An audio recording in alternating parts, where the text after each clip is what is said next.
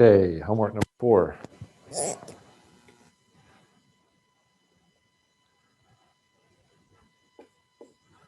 Problem number 1, you calculate CL trim because you're given the weight, the airspeed. We're doing this for 300 miles an hour. Make sure you convert. You got to go to 440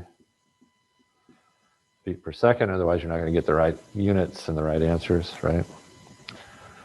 So you should get 0.3801. Check. And then immediately from the equation for CL trim,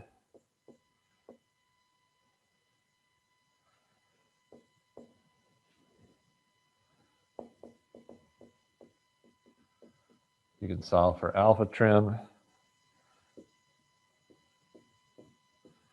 0.06643. That's radians.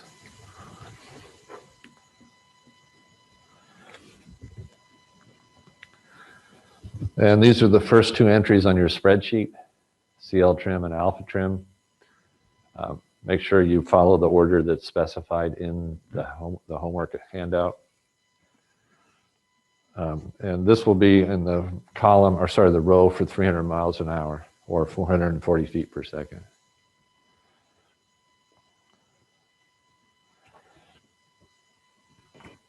Let me check one thing here. Yeah, okay. And then you can solve that independently because the CL and the CM equations are not coupled. So then you take the CM equation, set it equal to 0, and you should get the canard trim value of 0.0879 radians, or 5.036 degrees. And then you use the formula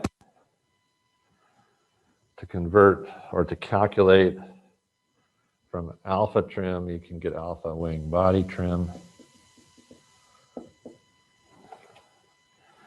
you should get 0.045 radians for that. Matching. Good. And then you can calculate CL wing body is A wing body times alpha wing body. So you can calculate that value of 0.183.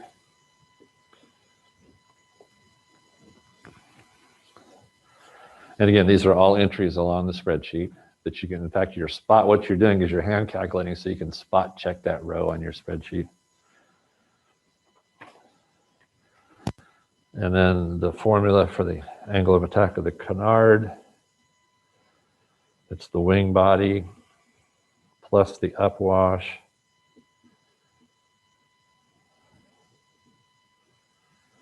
plus the canard setting angle. So then you can calculate angle of attack of the canard to trim, 0.142 radians. Everybody still getting good answers here? Because all it takes is one mistake along the way, but you can fix it up, right? And then you can get CL of the canard because it's lift curve slope times the angle, 0.526.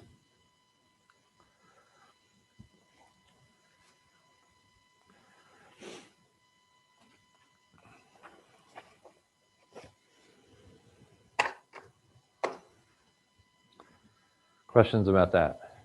Problem number 1. Let me check the chat.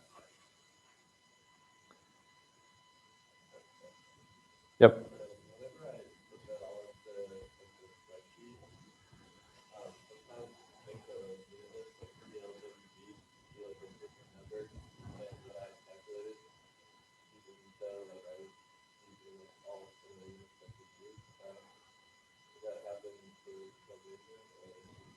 No, you should get the same number that you're getting here.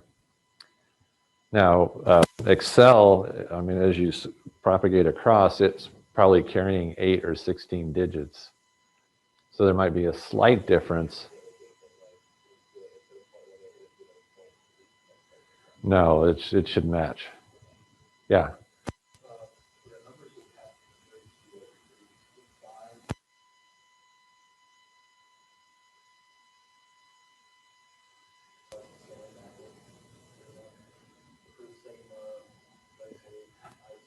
You're talking about on the spreadsheet? I guess I'm not, you calculate it in radians, right? And then you just convert it to degrees. Yeah, yeah, for sure.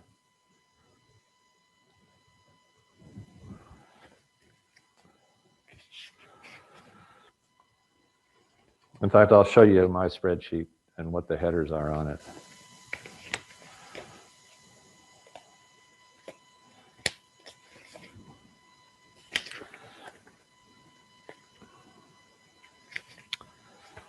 Oh, there, sorry, I was looking for the page.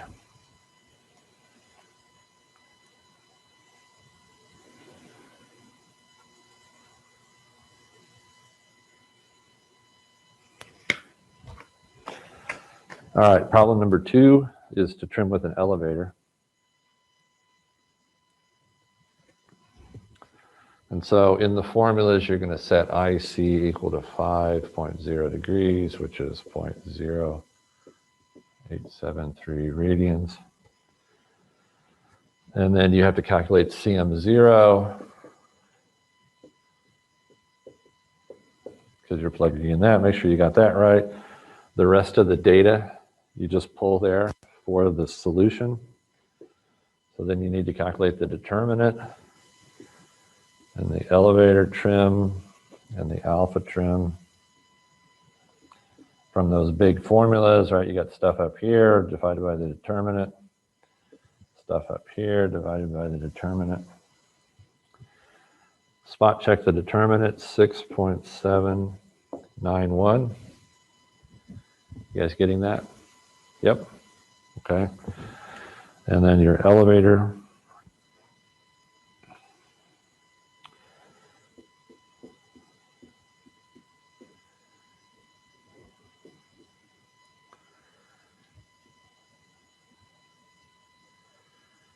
Then you convert these to degrees.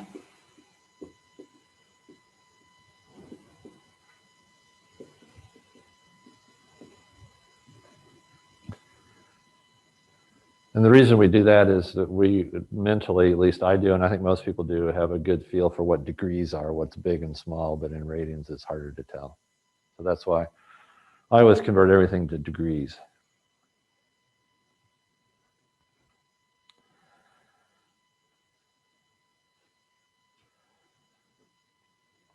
And then you'll have spreadsheet columns for that, for elevator and alpha.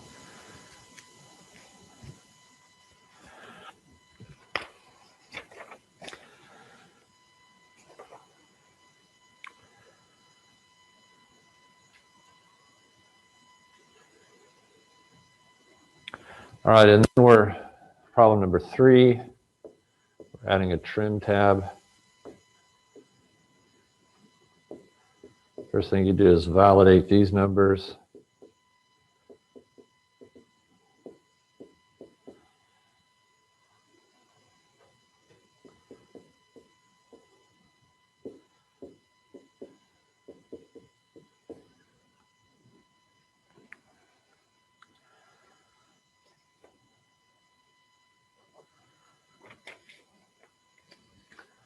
And it's a symmetrical airfoil, so that's correct, the symmetrical airfoil.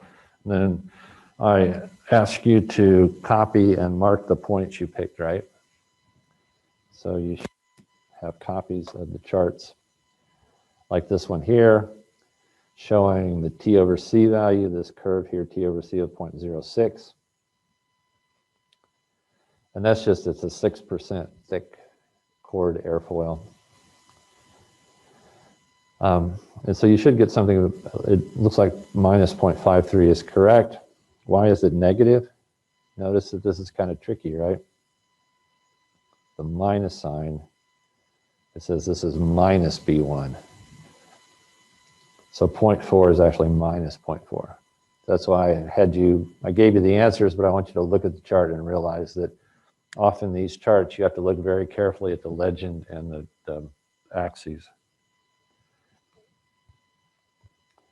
And CF over C, it's the ratio of the flap, which is our elevator, to the actual chord. So you can use these charts for any wing with an airfoil that has a trailing edge flap. So if you're making an aileron, you can use this for the aileron. If you're making a rudder, you can use these charts for the rudder.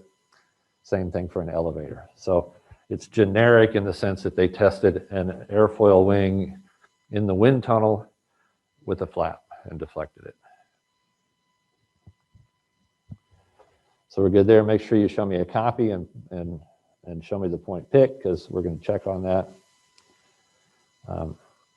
We're not using the correction factor here. How about this one? It's negative because of the negative sign here. Did I get the answer right? What did I say it was? Yeah, so that just forces you to double check that, you know, somebody could give you data, double check it. It should be 0.89 minus. So show the point picked, show the correct value. It wasn't meant to trick you. It's just you always have to validate anything that you're given as far as data when you're looking at charts. We're ignoring the correction here between that and theory. How about this one?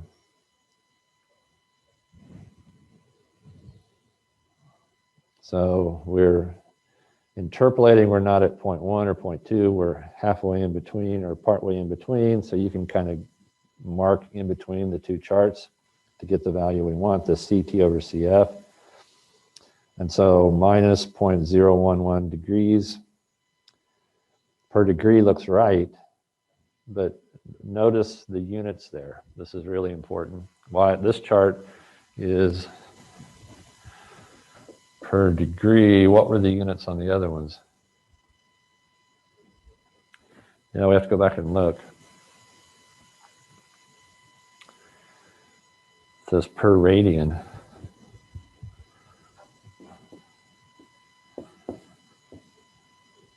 And this is typical because these wind tunnel tests were done by different people.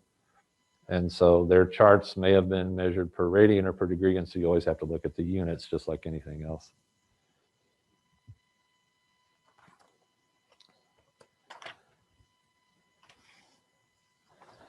All right, so we got that.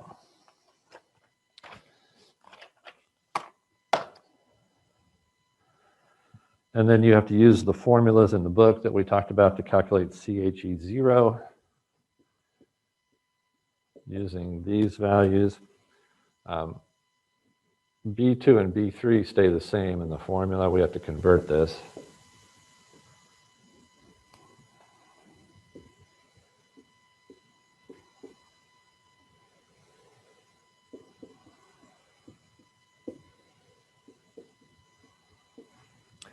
So if you didn't convert or you got the wrong number here, you didn't correct that, just go back and make sure you fix your homework up before you turn it in.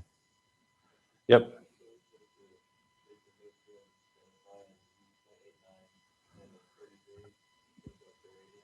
Yep, right. So you just list the numbers that are correct. Give me the plots that you picked them from, convert that to per radian. And then you use the delta T formula that's in your book or that's in class with these numbers.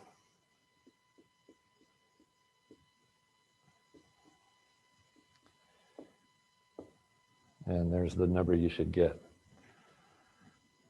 So that's the hinge moment equation that gives us that. And you're using the angle of attack and the elevator values from here, just like we did in class.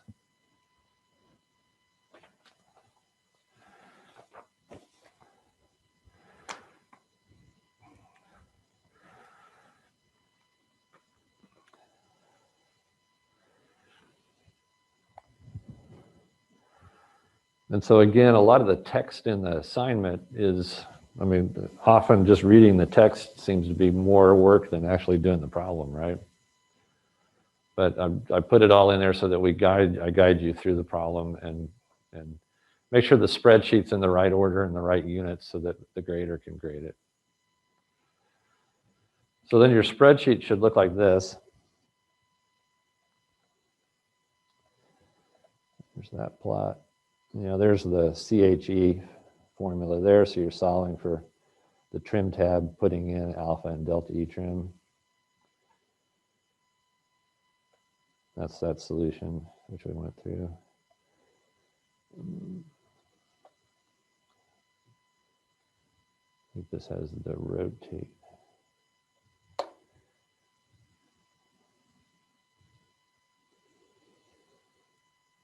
think it's in here.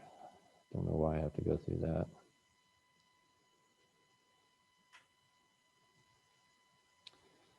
Sorry, I'm just trying to rotate this. I don't need to subscribe. What the heck?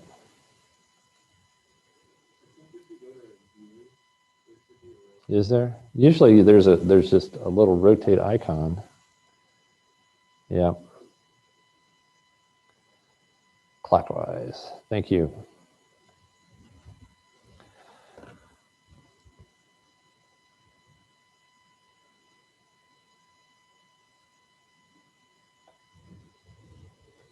And so this is the organization of this spreadsheet. V in miles per hour, V in feet per second, CL trim, alpha trim. That's in radians. Here's it in degrees. Here's IC trim in radians, IC in trim in degrees. Alpha wing body, radians, degrees. CL wing body, alpha canard, radians, degrees, and the lift of this canard. And again, you just put this in order. Make sure you go through and spot check when you do your spreadsheet the row for 300 because you did hand calculations, and that way you can spot check your spreadsheet. You what? No, I'm not. Thanks.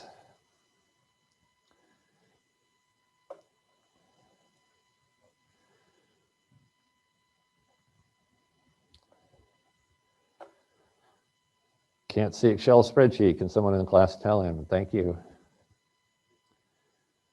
You forgot the Zoomers. Okay, we're back with you guys. The only other thing I was showing was that we were using this trim equation. Oh, they didn't see the charts. Let me go through the charts too. I apologize. Let's rotate this back.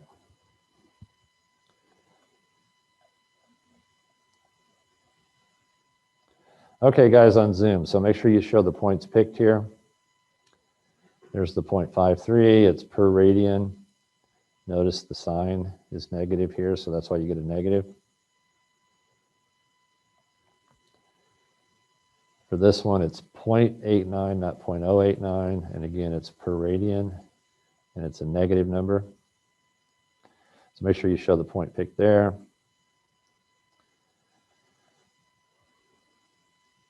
And then here's the point, the third point picked. You're reading from 0.1 to 0.2, so you're in at 1.66. Read across, looks like about 0.011, but notice that this is per degree, not per radian, so you have to convert it. Did I cover everything I told you guys? All right. And there's the trim tab equation. This is the one we had in class, and it's also in the book. And then the spreadsheet.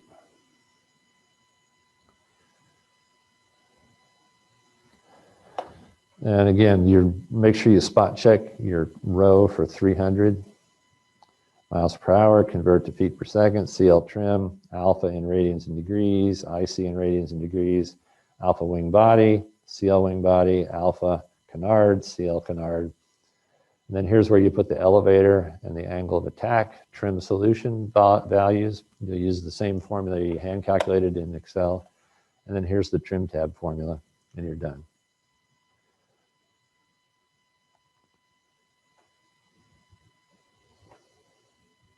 All right, questions on that?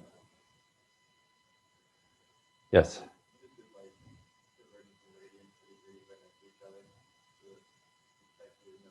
Yeah. Yeah. And let's see, remember to not only turn in a scanned copy of your hand calculations in your spreadsheet, just like I'm showing you here, make sure you upload your Excel file to Blackboard as well.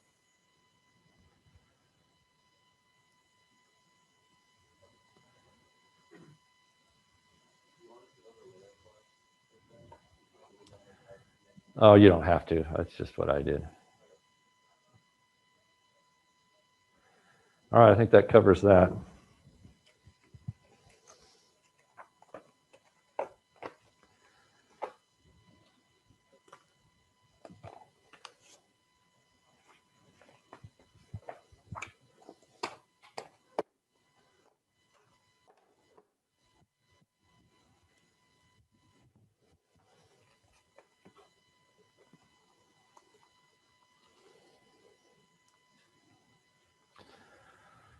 So we've done straight and level flight.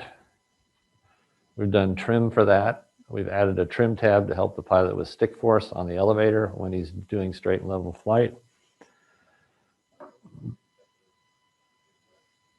Somebody wants me to check what?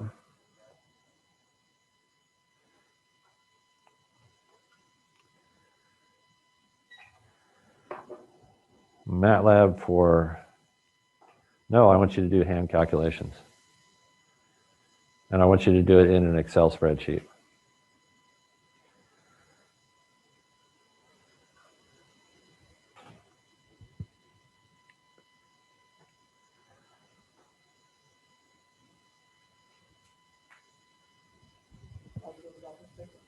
Hmm?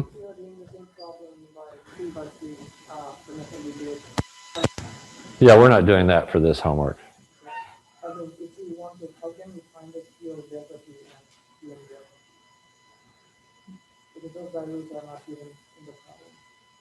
Yeah, I haven't gone over how to get those values. I mean, basically you have to use the charts and ratio up the lift from the trim tab to the area of the tail and then the area of the wing. But I'm not going to go through that. That's kind of beyond what we do in this class.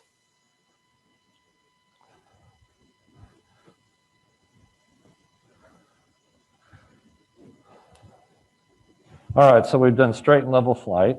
We've learned about pitch trim. We've trimmed with CL. So now we know that when we build our airplane, we can fly straight and level at a bunch of different airspeeds, which is what we just did. The next thing we want to do is maneuvers.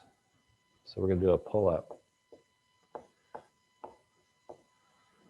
Because at some point we've got to pull up in order to climb to go to altitude to cruise. And so a pull-up, we're going to do a basic pull-up as just a circular motion.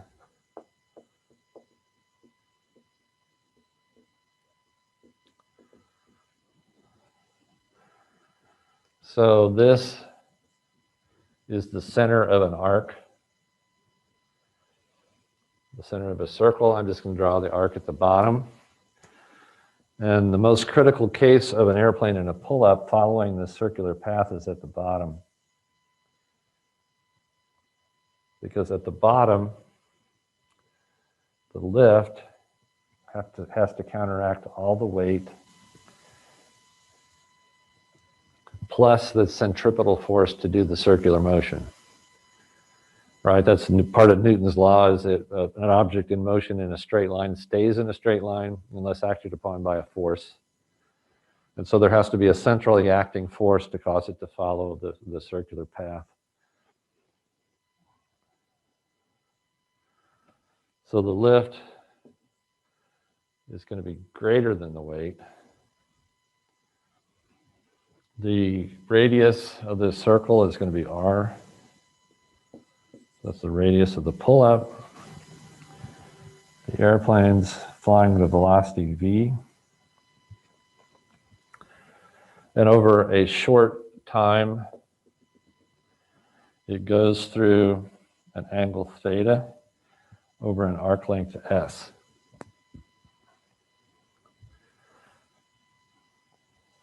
So if we followed it like for 10 seconds, it would go through S, it would go through an angle theta, and the theta is the position of the airplane, but it's also the pitch angle of the airplane. Because if you look at it, when the airplane goes from here to here on the circle, it pitches through that same angle. It's level, and then it pitches up to that angle, right? So they're the same angle. And in fact, the rate of change of theta dot is the pitch rate Q. So the derivative of theta is the pitch rate of the airplane, and that's also the angular rate of the circle. And because we're doing circular motion, we know by definition of the angle that the arc length is, if you divide the arc length by the radius, you get that, what we call an angle in radians. And you say, well, I thought radians had to do with diameters and radii and circumference. Well, it does, right? If you go all the way around one time, then S becomes the circumference, and R is the radius, and so you get the number 2 pi for any circle, right? That's how it's defined. So that's the fundamental thing here, but what we want to know is, well, we can use S equals R times theta. And so the arc length is the radius times theta, and then if you differentiate this, you get the velocity in terms of theta dot, which is the pitch rate.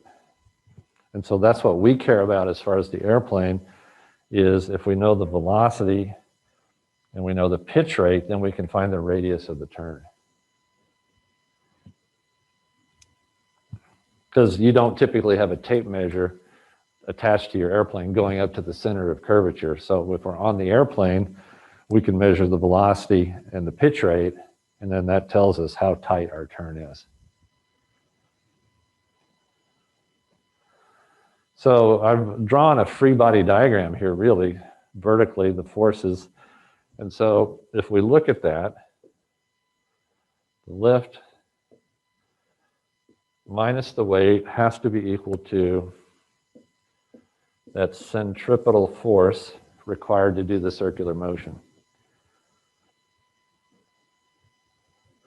So this is some of the forces in the vertical direction.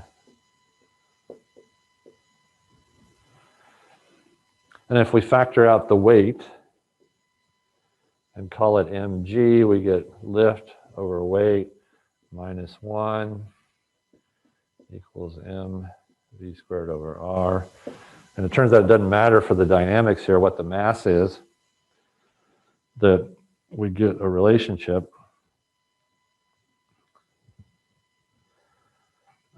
between the lift and weight ratio and the velocity and the radius. And we're going to define load factor as this thing that shows up as lift divided by weight. So for level flight,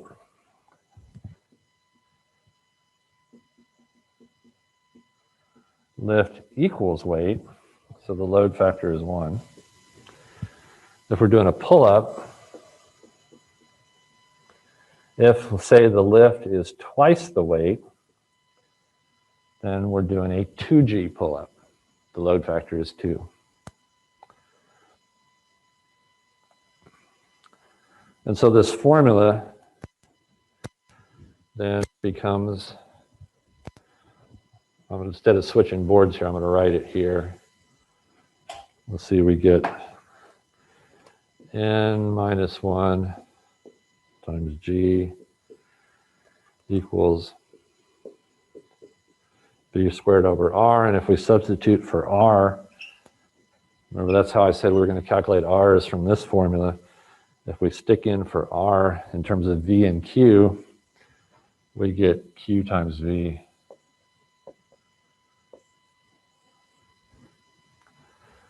And so if we know load factor, we can calculate pitch rate if we're flying at, say, 300 feet per second. And we'll need a version of this for what we're going to do on the next board here, solve for Q. So just hold on to that. So we haven't really done airplane right now. We've just done physics of circular motion, which you guys did in dynamics. The only airplane part of it is that we talked about lift and weight, right? So all we've really done is a force balance. Lift has to be equal to weight plus the extra centripetal acting force. And then this was just defining load factor and getting it in terms of pitch rate, Q, or angular rate.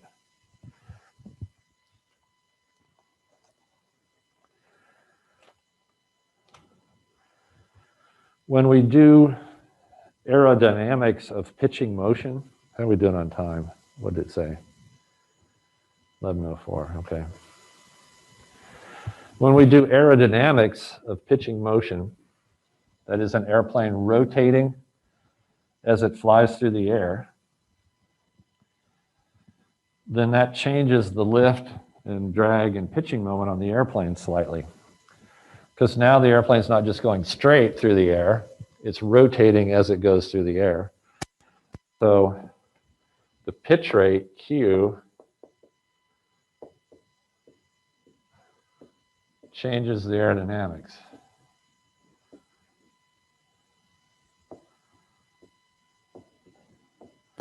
Because it changes the flow. The tail's going down, the nose is going up, it's rotating, so it changes the aerodynamics. And it turns out the aerodynamicists predict stuff not based on Q, but what they call the dimensionless pitch rate.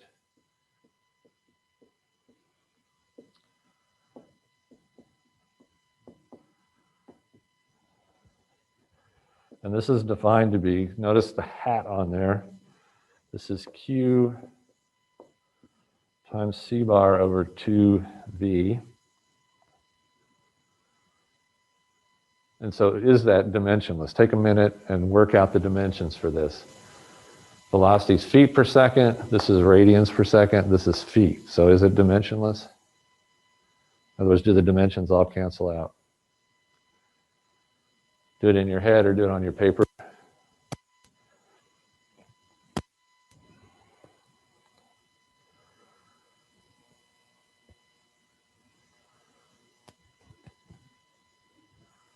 Does it work out?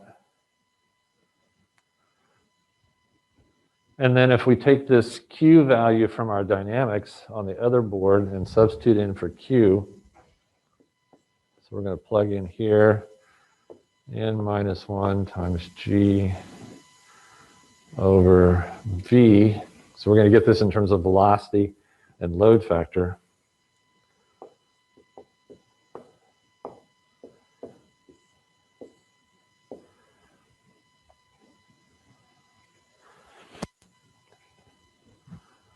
Now, in most other textbooks, they just leave it at this and talk about Q hat. Your book likes to write Q hat in terms of something they call the weight coefficient and the mass ratio mu. Now, mu is not the viscosity, he just defined this. So I want to show you these definitions so when you look in the book, you don't get confused. But it's just a matter of rearranging the terms here, and CW is not the TV station, it is the weight divided by 1/2 rho V squared S, and that totally makes sense. It's just CL trim for level flight, right? It's the weight divided by dynamic pressure S. Okay, so that makes sense. And then this mass ratio thing,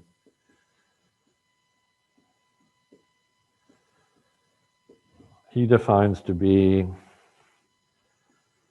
2m over rho S C bar. And again, this is more related to how the aerodynamicists predict the forces generated by how the aerodynamic flow changes when you're pitching. So it really doesn't have anything to do with flight dynamics, but we need to use this to be able to figure out, well, how does the lift and pitching moment change?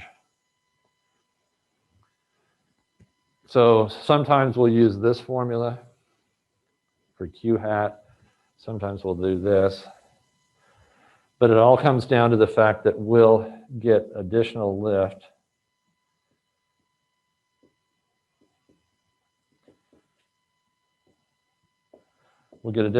due to Q, and we'll calculate that as CL subscript Q times Q hat. And we'll just add that onto our lift equation. Right, we got all this other stuff. CL alpha, alpha, CL delta E, and then we'll add another term on for the effect of the pitching moment. And the lift, and then for the pitching moment, we'll just add another term onto the pitching moment called CMQ times Q hat.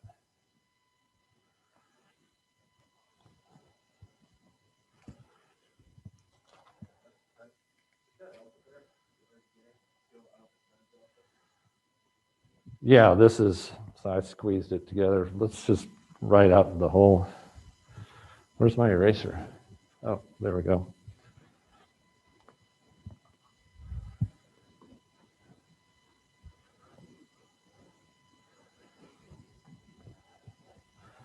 We'll need this in a little bit, but just so you don't get confused.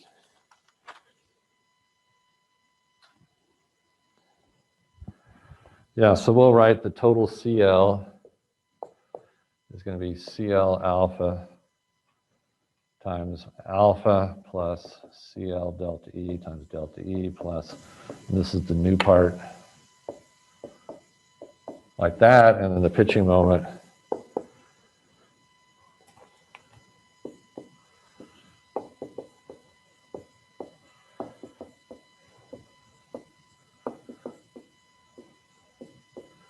like that. Now we're going to write this in terms of the trim level flight alpha plus a delta alpha. So we're going to change what goes in here. But these are the math models that we're going to use for the lift and the pitching moment.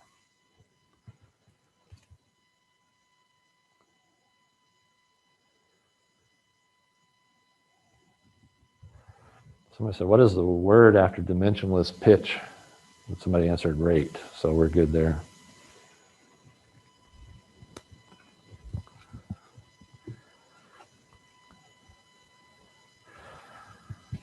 So we're going to do the details of this next time. I think we'll stop here because I want to go through the whole thing all at once.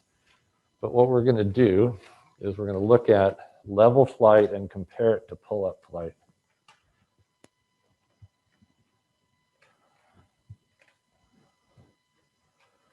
So this that I just erased, I need to move over to this board, don't I?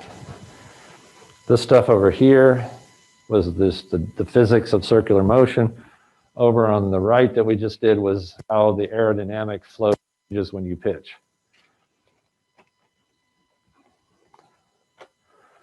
And so the way we're going to do this is we're going to say, okay, first we're going to look at level flight,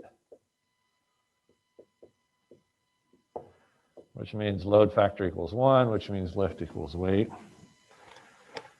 And we're going to say we'll trim that alpha, elevator, trim tab, and a stick force. Right? We know how to do that. In fact, you're doing that in your homework. Level flight, calculate alpha. And I'm not going to write the trim on here because it starts to get cumbersome. So we're just going to assume that we know that this is all trim stuff. All right? So it is trimmed. We're just not going to write trim every time because we get tired of doing that. So we're going to know that it's trimmed at that.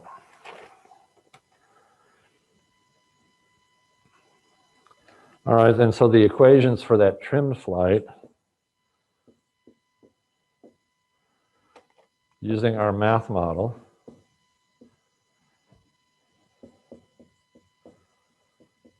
and we're including a trim tab now. I just wrote kind of a generic equation over there. And notice that there's no pitch rate lift here because we're level flight. There is no pitch rate. So Q is 0 for this. And then the pitching moment equation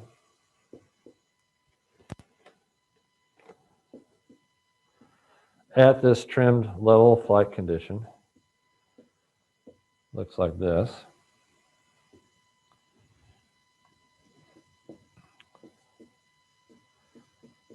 And again, there's no Q term because we're in level flight. And we have the hinge moment coefficient equation.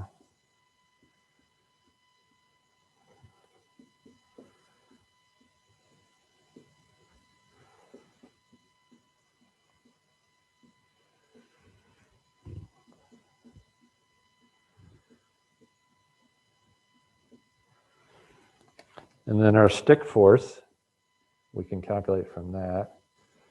So we're throwing a whole lot of equations at this.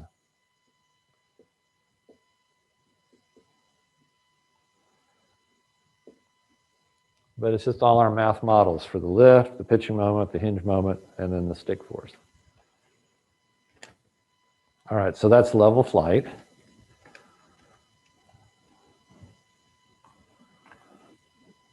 And then we're going to compare that to the pull-up.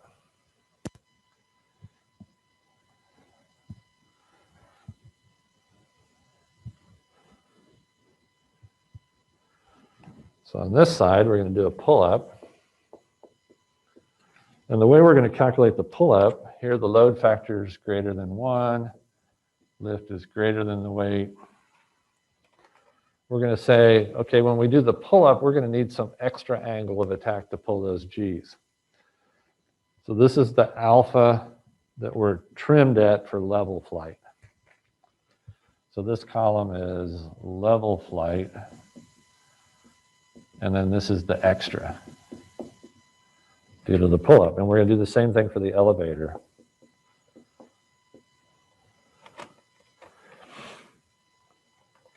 Then we're going to do the same thing. Oh, the trim tab does not change. You go, why not? It's because we're flying along. The trim tab is set by the pilot for level flight. He's going to do a quick pull-up. He's not going to change the trim tab because eventually he's going to come back to level flight, right? So we don't change the trim tab because the pull-up is not long-term. It's pull-up is short. So we leave the trim tab alone.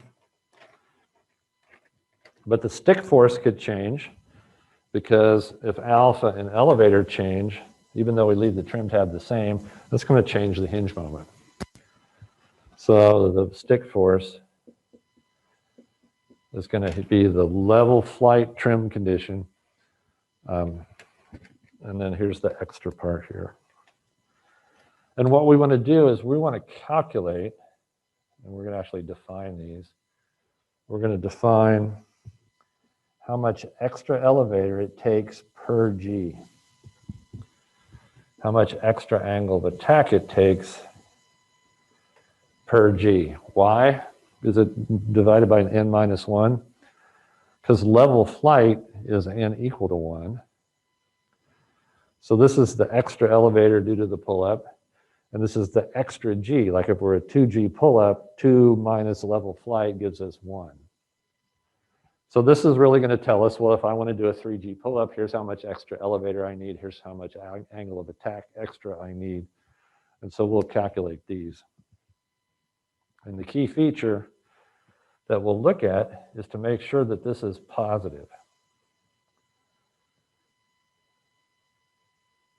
Sorry, negative, for proper feedback to the pilot. Because we want to make sure that when the pilot pulls G's, he has to actually move the stick and pull on it.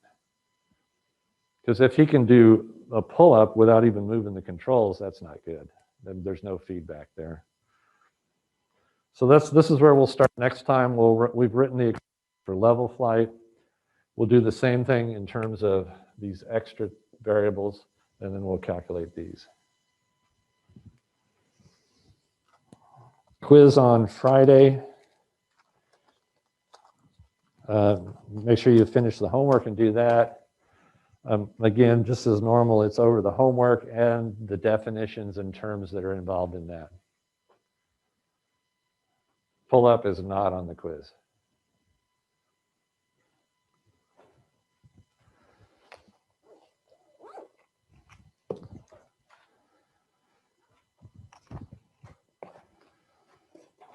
And I officially give you permission to go out and enjoy some warm weather today. Except it's kind of windy, isn't it?